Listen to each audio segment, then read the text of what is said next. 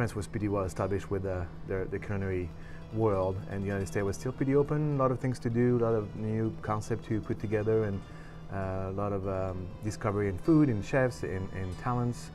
And so coming here was kind of opening all those new doors that in France are kind of a little tighter to open, maybe.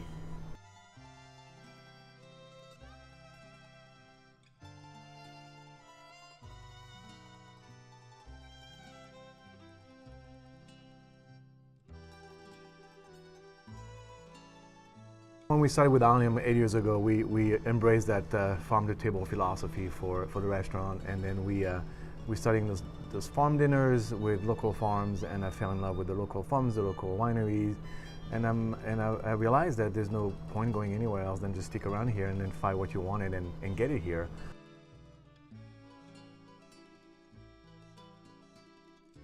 Wine from Pitts Mountain up the hill here, about 5 minutes from here. From the local farm, West Linn, Oregon City, the whole Clackamas County. There's just so much, it's almost too much, if that makes any sense.